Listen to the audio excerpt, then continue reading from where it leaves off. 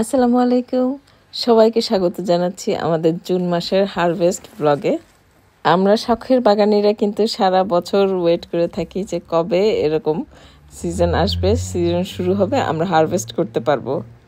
ছোটোখাটো টুকটাক হারভেস্ট আগে শুরু করলেও এই প্রথম জুন মাসে আমরা এত বড় হারভেস্ট করলাম, আলহামদুলিল্লাহ। এবছরের প্রথম বিটার এক্সপেরিয়েন্স। আজ আমরা স্বল্প পরিসরে হারভেস্টিং শুরু করলাম। প্রথম হচ্ছে করলা দিয়ে, বিসমিল্লাহ। তিতা দিয়ে হারভেস্টিং শুরু হচ্ছে।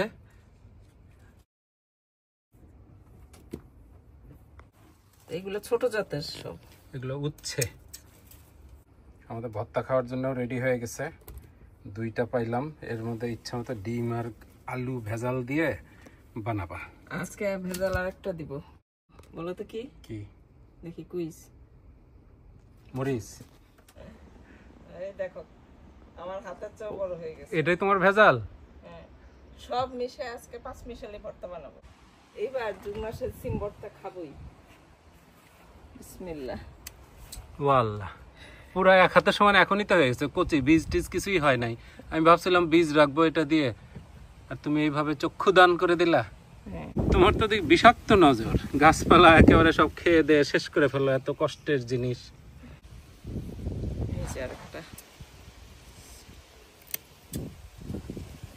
বাহ, বীজ না হইতে এই সিমটা বেশ পুরা তোমার হাতের সমান হয়ে গেল। হবে না? কেরালা সিম নিচ থেকেই ধরা শুরু হয়েছে, যে দেখো।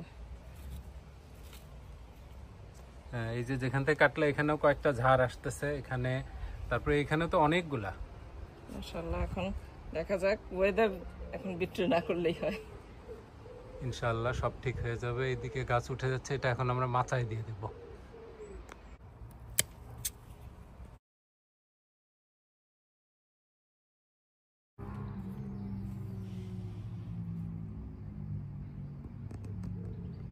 কেরালা সিমের জয় জয়কার।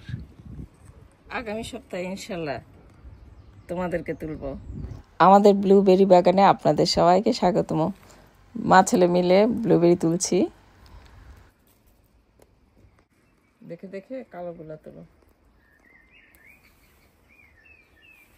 বাহ, একটু সময়ের মধ্যে অনেকগুলো তুলছো তো তোমরা।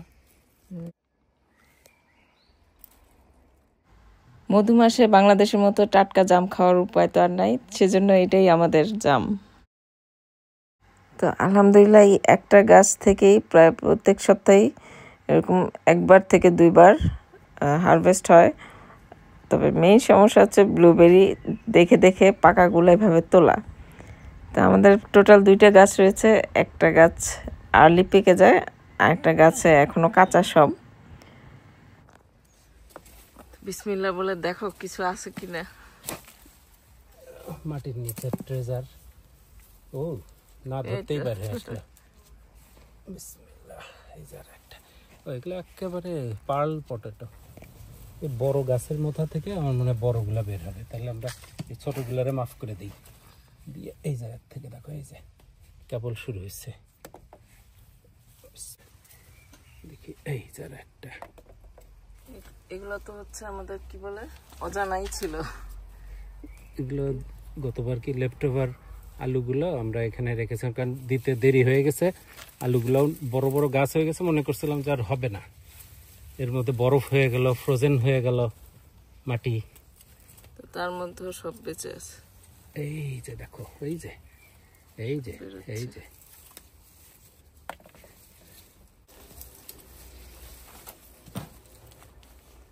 এগুলো মানে আসল আলু না?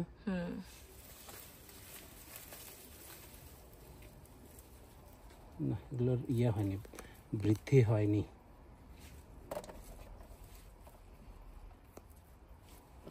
জুন মাসের চমক, সুরমা কচু।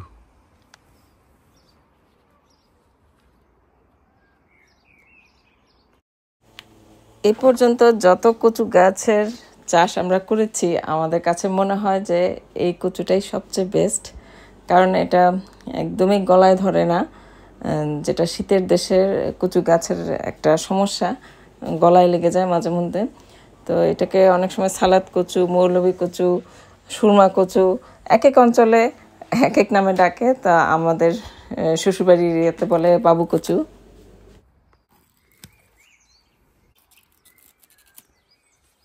রস বের হয়ে যাচ্ছে, দুধ বের হয়ে যাচ্ছে। এটা নাম হলো দুধমান কচু।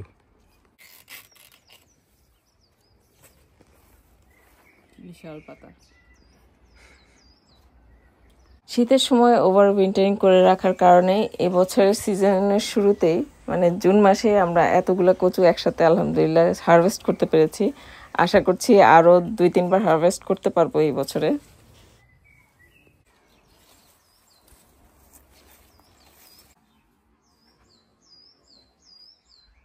এই হলো আমাদের টেবিল টপ মরিচ। এই বছরের প্রোডাকশন এটা খুবই ভালো প্রোডাকশন দেখা যাচ্ছে। টেস্ট এখনো টেস্ট করা হয় নাই।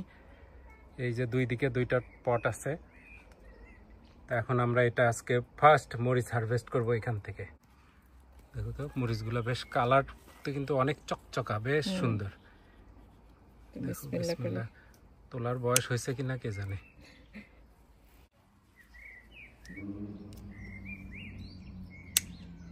কয়েকটা মরিচ একবার তুলে নেই।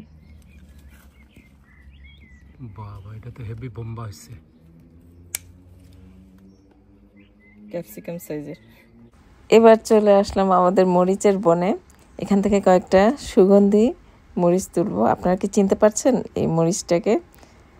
গত বছর যে ওভার উইন্টারিং করে আমরা মরিচ গাছগুলো রেখেছিলাম, সেগুলো পট চেঞ্জ করার আগেই নিজেরা ডালপালা ছড়িয়ে ছিটিয়ে ফুল দিয়ে এবং ফলও চলে এসেছে।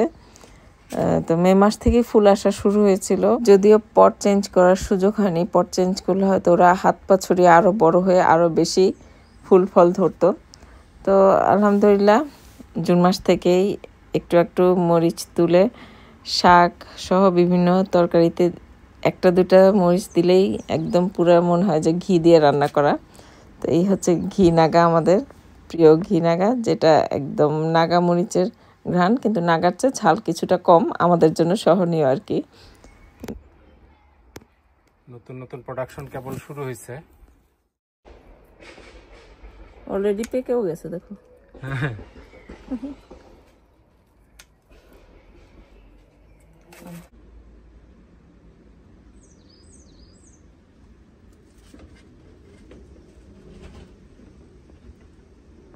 এই যে ক্যাটাপিলার চিলির পুরো বৈশিষ্ট্য। আরে বেবি গুসানো।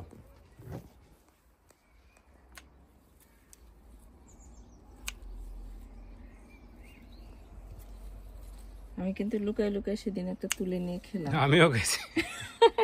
কেউ কাউকে বলি না। আবার সিয়ারত বসে মরিচ কাটো। হ্যাঁ, অসুবিধা আছে তোমার? একটু আরাম করলে সহ্য হয় না। এত সুন্দর তুলতে ইচ্ছে করে না আসলে।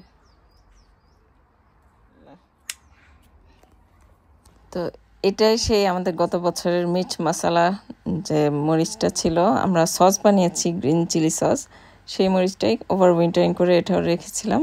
তো এই বছর এটাও আর্লি ফল দিল, চাটনির জন্য এনাফ। এই তো এবছরের হারভেস্ট শুরু করে দিলাম জুন মাসেই। আলহামদুলিল্লাহ যা পেয়েছি এই সব কিছু এনাফ এই কয়েকদিনের জন্য। তো দেখা হবে নেক্সট পর্বে কোনো একটা ভিডিওতে। সেই পর্যন্ত সবাই ভালো থাকবেন। আল্লাহ হাফেজ। আল্লাহ হাফেজ। হারভেস্ট শেষে আমাদের তোলা সিম, করলা এবং নতুন আলু দিয়ে একটা মজার ভর্তা বানালাম, আর কচু দিয়ে চিংড়ি মাছ দিয়ে একটা তরকারি। এরপর গরম ভাত দিয়ে তৃপ্তি নিয়ে খাওয়া শেষ করলাম। আলহামদুলিল্লাহ।